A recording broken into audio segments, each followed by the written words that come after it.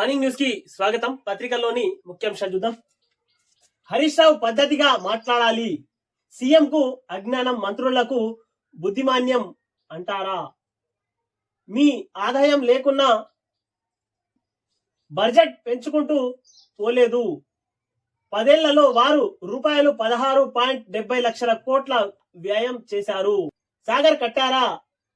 BDL ECL ను నిర్మించారా? రాష్ట్రాన్ని గాలికి వదిలేసిన వారే క్షమాపణ చెప్పాలి. స్వేచ్ఛ గురించి బీఆర్ఎస్ నేతలు మాట్లాడమా అంటూ మొత్తం మీద బడ్జెట్ పై డిప్యూటీ సీఎం భట్టి విక్రమార్క సమాధానం ఇచ్చారు. నిజంగా వాస్తవంగా హరీష్ రావు గారు మాట్లాడే మాటలు ఎట్లున్నాయంటే, త్రిబుల్ షూటర్ అనే పేరు నీకు ఎందుకు వచ్చిందంటే, కరెక్ట్ గా నువ్వు తిమ్మిని బమ్మిని తిమ్మి చేయడం అంటే వెన్నతో పెట్టినటువంటి విద్య. ఇక్కడ మామకు అల్లుళ్లకు మధ్యలో డ్రామారావు. మొత్తం మీద వీళ్ళకు వెన్నెతో పెట్టినటువంటి విద్య. అబద్ధాలని 1000 సార్లు చెప్తే నిజమైపోవు. అబద్ధమే అవుతుంది హరీష్ రావు గారు అంటూ తెలంగాణ ప్రజలు అనుకుంటున్నారు. ఢిల్లీ హైకోర్టులో జడ్జి ఇంట్లో నోట్ల కట్టలు, అగ్ని ప్రమాదంతో బయటపడ్డ గుట్టు అంటూ వార్త వేసుకుని వచ్చింది. మొత్తం మీద ఢిల్లీ హైకోర్టు జడ్జి ఇంట్లో నోట్ల కట్టలు కుప్పలు తెప్పలుగా బయటపడ్డాయంట. మొత్తం మీద ఒక మనిషి యొక్క తప్పు మితిమీరిపోతుంటే పంచభూతాలు కూడా వాళ్ళను క్షమించవు.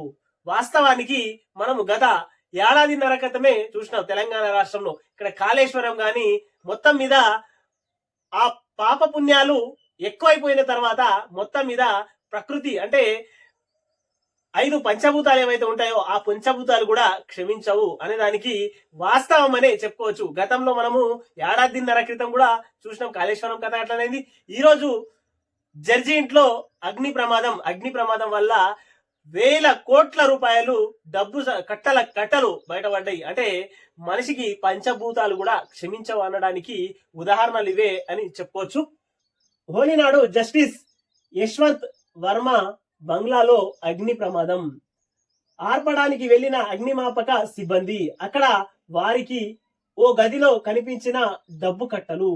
ఈ నెల 14న ఘటన జరిగితే 21న వెలుగులోకి. రూపాయలు 15 నుంచి 50 కోట్ల దాకా ఉంటుందంటూ కథనాలు. ప్రభుత్వ వర్గాల ద్వారా సిజేఐకి ఈ సమాచారం ఆయన నేతృత్వంలో సమావేశమైన కొలిజియం. జస్టిస్ వర్మ బదిలీకి ఆ భేటీలో ఏకగ్రీవ ప్రతిపాదన. అలహాబాద్ కోర్టు న్యాయవాదుల అభ్యంతరం. తమ హైకోర్టు ఏమైనా చెత్తబుట్ట అని ఆగ్రహం.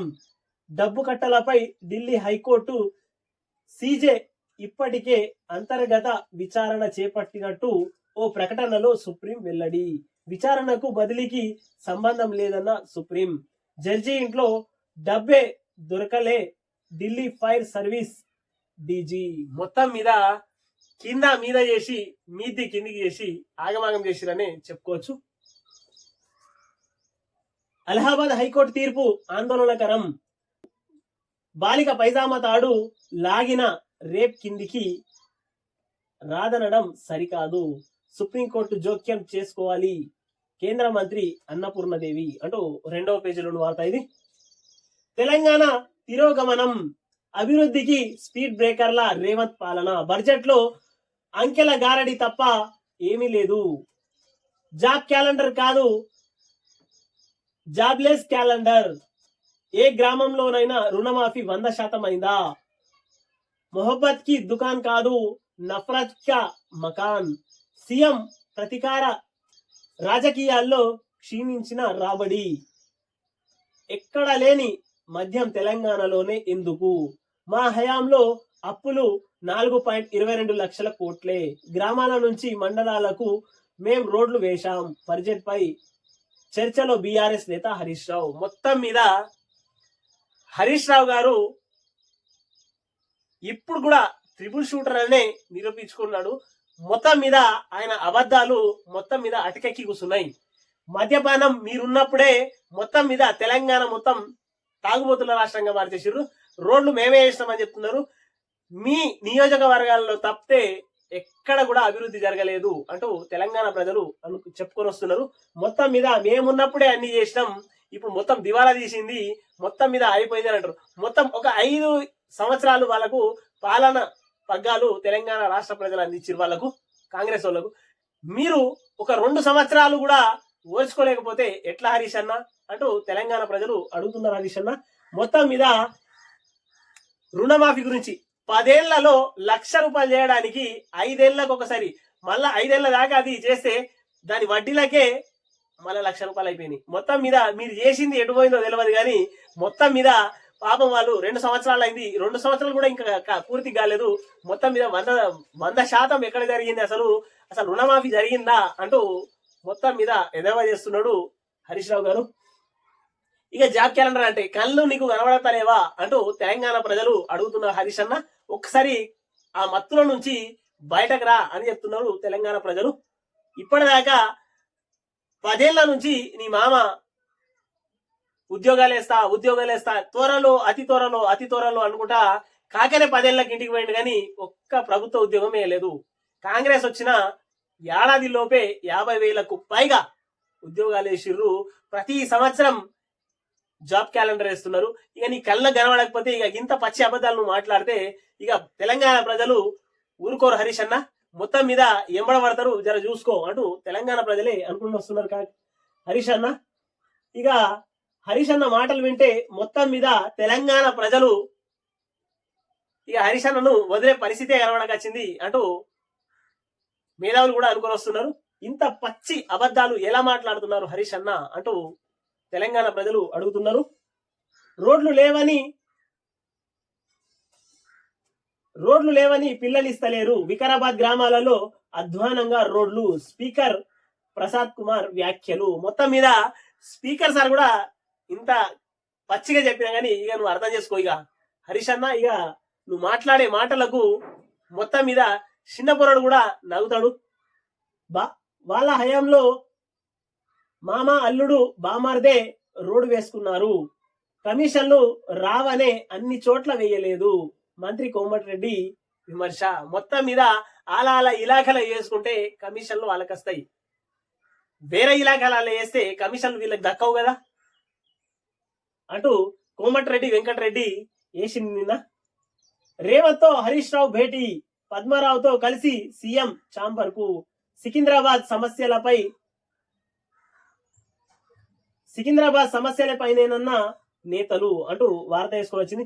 మొత్తం మీద ఆయన సీఎం ఉన్నాడు కాబట్టి మీరు కలవడానికి వెళ్ళాలి, ఇల్లు తప్పు పట్టడానికి ఏం లేదు. ఎందుకంటే ఎవరి నియోజకవర్గాలకు వాళ్ళకు డబ్బులు ఎక్కువ తీసుకురావాలంటే సీఎం దగ్గరికి వెళ్ళి మాట్లాడాలి. కానీ మీరు వెళ్ళినా వెళ్ళకపోయినా ప్రజలు మీరు ఇద్దరు కలిసి వెళ్ళిర్రు అంటూ తప్పుడు మెసేజ్ మాత్రం పోదు.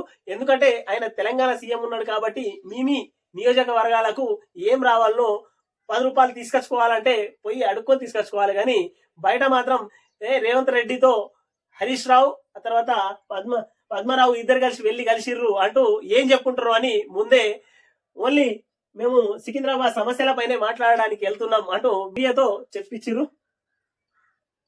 తక్కువ వడ్డీకి రుణాలు ఇవ్వండి, RIDF కింద మంజూరు చేయండి, సూక్ష్మ నీటి పారుదలకు నిధులు ఇవ్వండి, కొత్తగా PACS లను ఏర్పాటు చేయండి, నాబార్డ్ చైర్మన్ ను కోరిన సీఎం రేవంత్ రెడ్డి. చెన్నై అఖిలపక్ష సమావేశానికి సీఎం.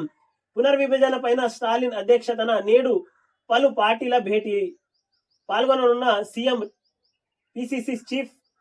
జేఏసీలో కాంగ్రెస్ తో కలిసి BRS, చెన్నై చేరిన కేటీఆర్ బృందం అంటూ 12వ పేజీ నుండి వార్త. మొత్తం మీద ఇక చెన్నైకి ఇక్కడ రేవంత్ రెడ్డి గారు వెళ్ళిర్రు, తర్వాత PCC అధ్యక్షులు వెళ్ళిర్రు, వాళ్ళతో పాటు అఖిల అన్ని పార్టీల వాళ్ళు కలిసి, ఆ తర్వాత ఇక BRS బృందం కూడా కేటీఆర్ తో కలిసిపోయింది అంటూ వార్త వేసుకొని వచ్చింది. నాబార్డ్ చైర్మన్ కేవి షాజీతో ముఖ్యమంత్రి రేవంత్ రెడ్డి అంటూ వార్త వేసుకొని వచ్చింది. ఇక్కడ వరపులలో కన్నడ నేతలు అంటూ వార్త వేసుకొని వచ్చింది. కర్ణాటకను కుదిపేసిన హనీ ట్రప్, 2 మంత్రులు సహా 48 మంది ఎమ్మెల్యేలపై అశ్లీల వీడియోలు, కొందరు జాతీయ పార్టీ నేతలు, న్యాయమూర్తులవి కూడా, అసెంబ్లీలో వెల్లడించిన మంత్రి రాజన్న. వెనుక DK శివకుమార్ ఉన్నారని బీజేపీ కాంగ్రెస్ నేతల అనుమానాలు. అసెంబ్లీలో గందరగోళంలో 18 మంది బీజేపీ ఎమ్మెల్యేలపై 6 ఏళ్ల సస్పెన్షన్, ఎవ్వరిని వదలం కర్ణాటక సీఎం అంటూ 2వ పేజీలో వార్త ఇది. బెట్టింగ్ యాప్ నిందితులకు 24 గంటల్లో నోటీసులు, సినీ టీవీ ప్రముఖులకు ఇచ్చేందుకు రంగం సిద్ధం, కేసు కొట్టేయాలంటూ హైకోర్టుకు యాంకర్ శ్యామల, 24న విచారణకు హాజరై సహకరించాలన్న ధర్మాసనం. మందనిలో ఆన్లైన్ బెట్టింగ్లకు యువకుడు బలి, 108 బెట్టింగ్ యాప్ల బ్లాక్, 133 కంపెనీలకు నోటీసులు. మొత్తం మీద ఈ బెట్టింగ్ యాప్లు కానీ ఆ తర్వాత సోషల్ మీడియాలో వచ్చేటటువంటి అన్ని యాప్లు డబ్బులు సంపాదించుకోండి, రమ్మీ గేము, ఈ గేము, ఆ గేము అనుకుంటా మొత్తం మీద సోషల్ మీడియాని మొత్తం గత్తర ఆగమాగం పట్టిస్తున్నాయి. వీటిపైన గట్టి నజరేయాలి సర్కారు. లోతున వీళ్లకు ఎంక్వైరీ చేసి మొత్తం మీద టీవీ యాంకర్లు గాని ఆ తర్వాత సినీ ప్రముఖులు గాని సినీ నటులు గాని వీళ్ళందరిపైన గట్టి నజరేయాలి. ఎందుకంటే బాగా విచ్చలవిడితనంగా వీళ్ళు యాడ్లు ఇవ్వడం, ప్రజలు మోసపోవడం, ఆ తర్వాత ఆత్మహత్యలు చేసుకోవడం ఎక్కువగా జరుగుతున్నది. గాలివాన దుమారం, జిహెచ్ఎంసీలో బిల్ నౌ షురు అంటూ 12వ పేజీలో వార్త ఇది. రాష్ట్రంలో కొత్తగా 70 బార్లు అంటూ 12వ పేజీలో వార్త. కేనే టీవీని సబ్స్క్రైబ్ చేయండి, షేర్ చేయండి, కామెంట్లు పెట్టండి.